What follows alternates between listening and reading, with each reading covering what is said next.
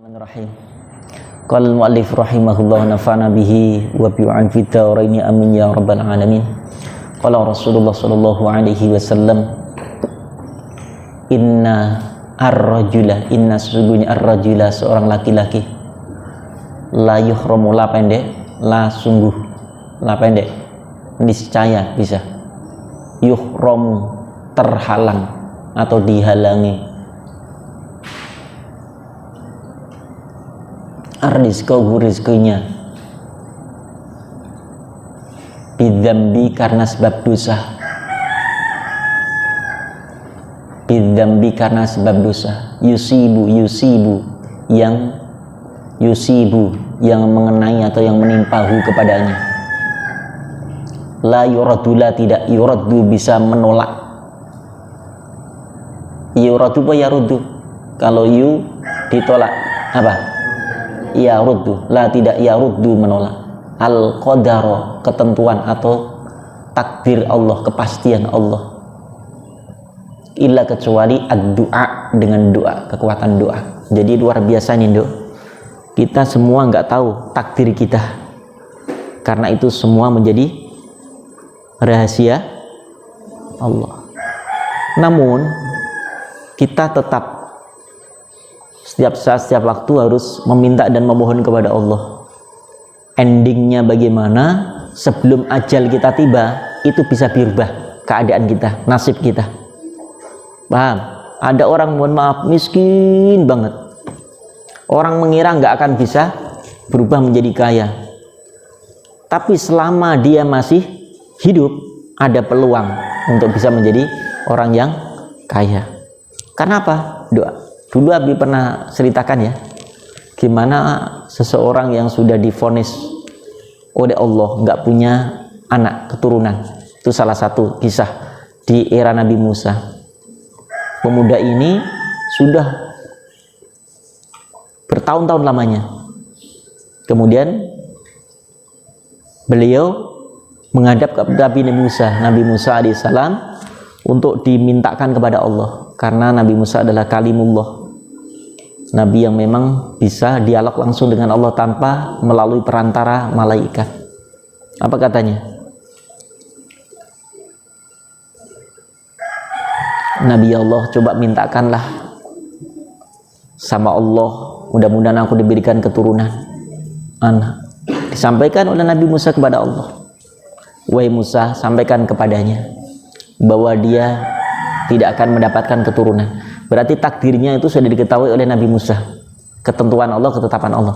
Tapi subhanallah, begitu dikasih tahu, nangis luar biasa pemuda. Maaf saya sahabatku, Allah sudah menetapkan engkau tidak akan diberikan keturunan oleh Allah.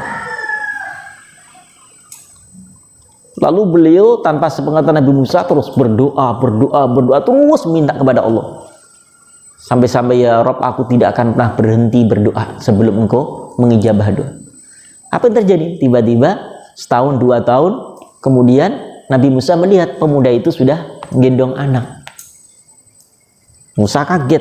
Duh, ini anakmu? Iya Nabi Allah. Akhirnya Nabi Musa menyampaikan kepenasarannya itu,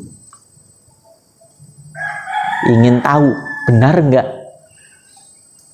ya yang disampaikan pemuda itu menghadap Allah. Ya Rob, apakah sebelum Nabi Musa ngomong sudah dijawab oleh Allah? Iya Musa, engkau pasti ingin tanya kan, kenapa pemuda itu tiba-tiba punya keturunan?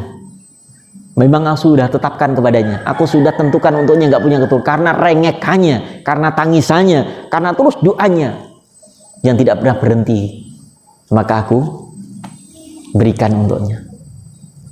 Nah, ini bisa terjadi ya, kekuatan doa itu walaupun sudah ditetapkan. Maka jangan melihat masa sekarang, kita masih punya masa depan yang kita nggak tahu ketentuan Allah seperti apa, takdir Allah seperti apa, karena dirahasiakan oleh Allah untuk kita. Yang jelas kita hanya terus ikhtiar dan berdoa, yakin setiap doa akan diijabah. Nabi ulang lagi, yakin setiap doa akan diijabah. Aku yakin itu. Ya sudah sering, itu kan di zaman Nabi bukan. era sekarang pun bisa, dan tidak ada yang tidak mungkin. Ya, kalau kita punya keyakinan, tentunya ini lihat. Ya, jangan sampai kita membuat Allah murka, itu saja. Jangan sampai kita membuat Allah benci kepada kita. Karena apa? Itu membuat terhalang semuanya. Ini hadisnya. Karena yang menjadi penghalang rezeki kita ternyata adalah kemaksiatan, dosa yang terus dilakukannya. Ya. Baik, bismillahirrahmanirrahim. Wala yazidu fil umur, wa dan la tidak yazidu bisa menambahkan fil umri di dalam umur seseorang, pada umur seseorang, illa kecuali albirru, yaitu dengan kebaikan atau dengan kebajikan, atau dalam hadis lain illa bisodakoh. Jadi ada lagi selain doa adalah sedekah. Orang yang banyak sedekahnya, karena as-sodakoh itu tutfi'u ghadabar rahman, itu bisa memadamkan kebencian Allah. Kemudian as-sedekah juga mampu dan bisa yadfa'u anil bala, menolak dengan malapetaka, bencana, musibah yang sudah ditentukan untuknya. Padahal ya, banyak kisah-kisah tentang keajaiban sedekah. Rawi meriwayatkan hadis Ibnu Hibban an Sauban, dari sahabat Sauban.